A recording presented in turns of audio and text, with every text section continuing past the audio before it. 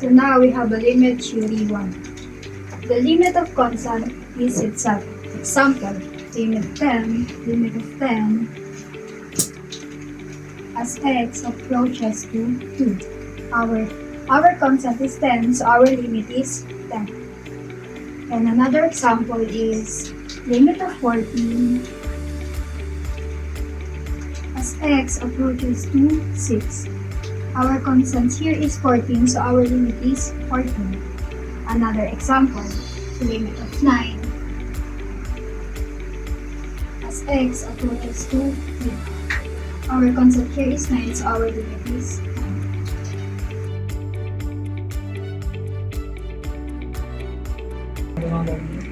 So now we have a limit theorem 2. The limit of x as x approaches c is equal to c.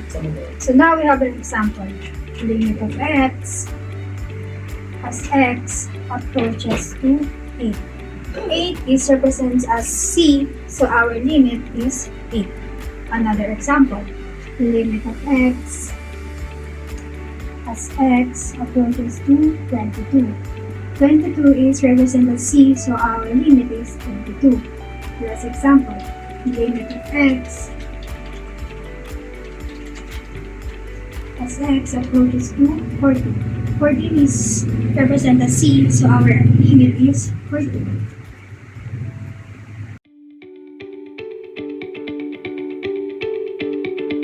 For number 3 is constant molecule rule. Ito yung formula.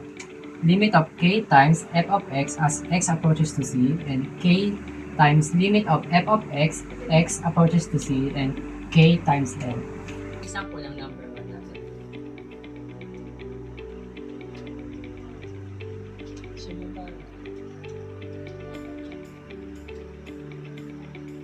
So, bali, limit of 9x as x approaches to 4, bali, ilabas nyo yung number 9, then gagawa kayo ng bracket, then ipapasok nyo yung limit of x. Tapos, x approaches to 4. Then, mangyayari dyan, bababa nyo na yung 9, tapos, x multiply by 4.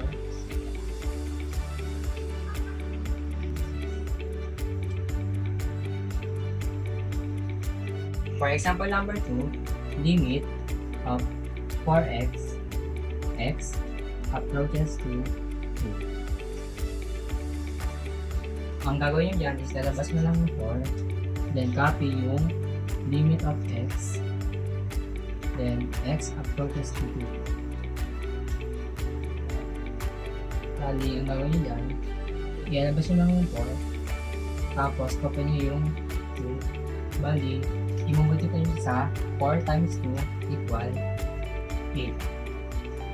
Yan yung final answer ng number 2. Bale, ito na yung last example natin. Limit of 5x x approaches to 2. Ang gagawin dyan is ganun ulit yung ginagawa ko ng number 2. Bali, copy nyo yung 5. Then, nilagay nyo dito yung limit of x approaches to 3. Bali, bababa nyo yung number 5. Then, copy nyo yung number 3. Bali, imumultiply nyo sa parehas. And ang final answer natin is 15.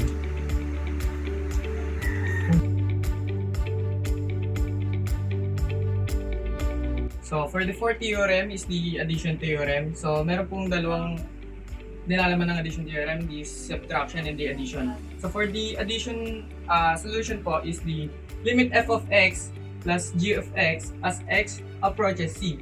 So, limit f of x as x approaches c plus limit g of x as x approaches c. So, for example, limit 8x minus 4 as x approaches negative 2. So, limit 8x as x approaches negative 2 minus limit 4 as x approaches negative 2. So dito, ihiwalay lang din ulit natin yung 8 sa limit of x. So gagawa ulit tayo ng bracket. Limit x as x, copy, negative 2. And so constant natin is 4, so 4 yung magiging sagot natin doon. And so ganun ulit, kukunin natin yung nasa gitna ng ano to? Tawag doon? Bracket para makuha natin yung sagot. So 8 times 2 minus 4. And then, unahin natin yung 8 times 2. So, 16. Ibaba yung 4. And then, final answer natin is negative 20.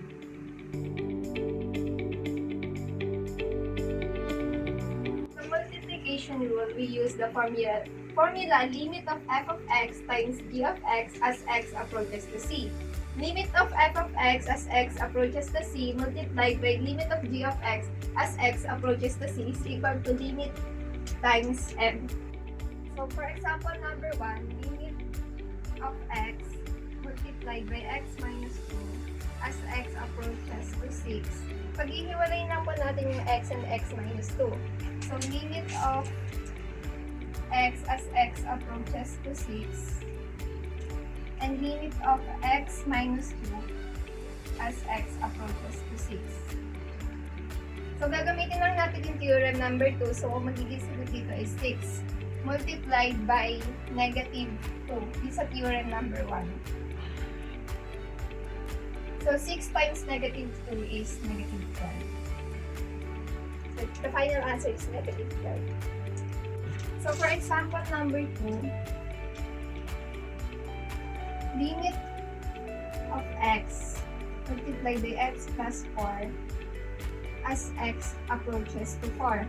So, pag-ihiwalayin din ulit natin siya, same lang sa procedure last example.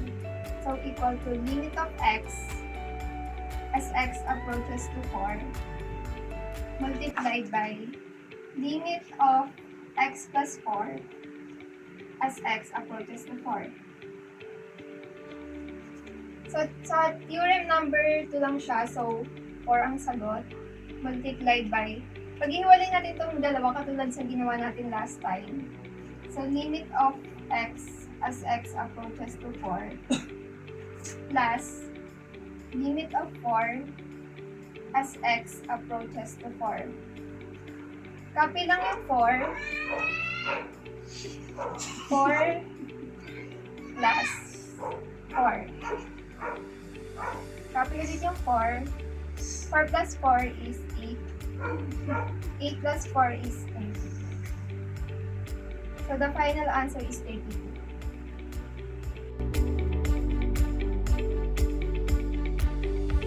So for our number 6 theorem, which is quotient rule, the formula that we are using today, which is limit of f of x over g of x as x approaches to c.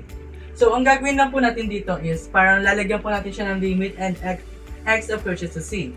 Which is ang gagawin po natin is limit of f of x as x approaches to c over limit of g of x as x approaches to c.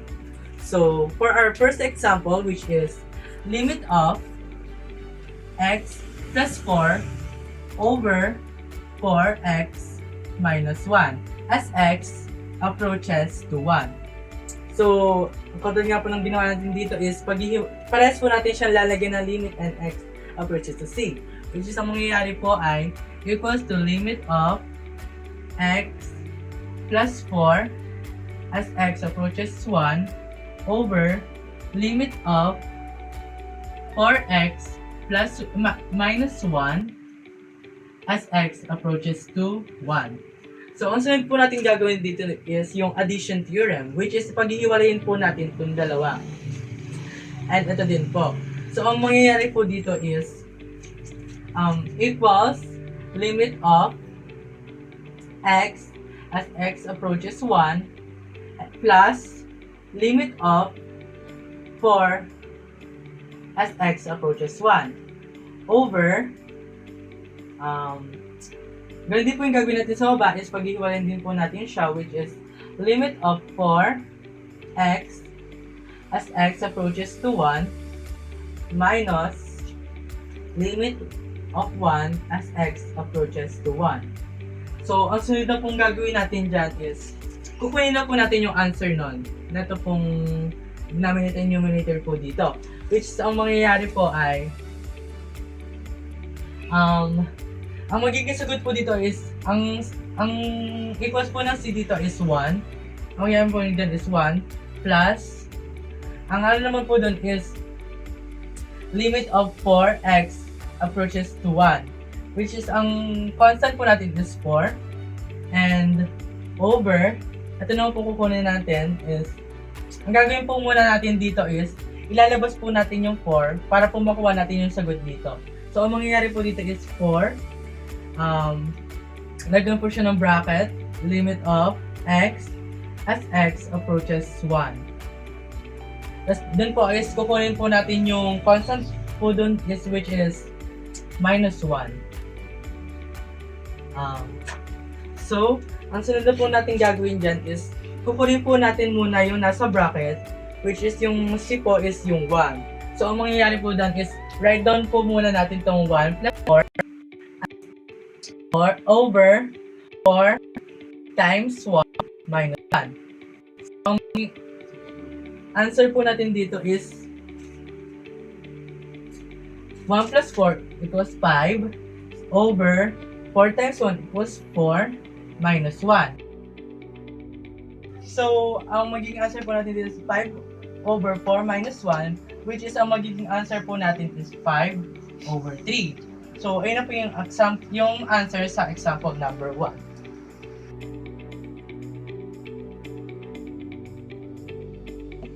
So for number 7, limit theorem, the power rule. Limit of f of x to the p as x approaches to c is equal to limit to the p. So for example number 1, limit of x cubed minus 2 as x approaches to 4. So ang mangyayari po natin is limit of x cubed as x approaches to 4 minus limit of 2 as x approaches to 4. So ang gagawin lang po natin dyan, copy the limit of x as x approaches to 4, tapos ilalabas lang po natin si number 3. So limit of x as x approaches to 4 to the third power minus, i-apply lang po natin dito yung the constant rule. So limit of 2 as x approaches to 4. So, ang mangyayari po natin is... Teka, naman ito. Go. Itay kaya. Go. So, copy the 4 to the third power minus... dito po pala, i-apply yung the constant rule. Kakopy nyo lang po si number 2. So, 4x cubed is 64. Minus 2 is 64 minus 2 is 62. So the final answer is 62. Okay.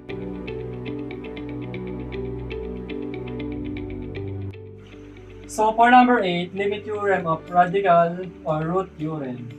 So limit of n square root of f of x as x approaches to c is n square root of limit of f of x as x approaches to c is equal to square root of l. So for example number 1 is limit of square root of x minus 4 as x approaches to 10.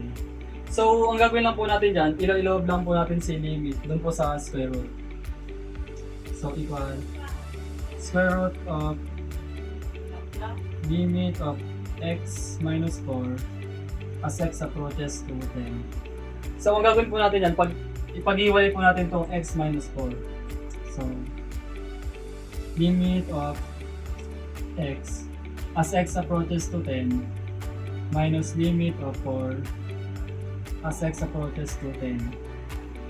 So, dito po sa unang i-apply lang po natin yung limit theorem number 2. So, copy lang po si 10. Minus, dito po sa pangalawa, yung limit theorem number 1. So, copy lang po si number 4. So, 10 minus 4 Pag mo to. 10 minus 4 is 6. So 6, square root of 6 is 2.44 or 2. So for example number 2, limit of square root of x plus 12 as x approaches to 4. So ang gagawin lang po natin dyan, ilalagay lang po natin sa loob yung limit. So limit of x plus 12 as x approaches to 4. So ang gagawin po natin dyan, paghihiwalayin lang po natin. Limit of x as x approaches to 4 plus limit of 12 as x approaches to 4. So, for dito po sa una, i-apply lang po natin yung limit theorem number 2. So, copy C number 4 plus dito naman po sa pangalawa, limit theorem number 1, i-apply lang po natin. So, copy lang po si 12. 4 plus 12 is 16. So, ang square root po ng 16 is 4. So, the final answer is 4.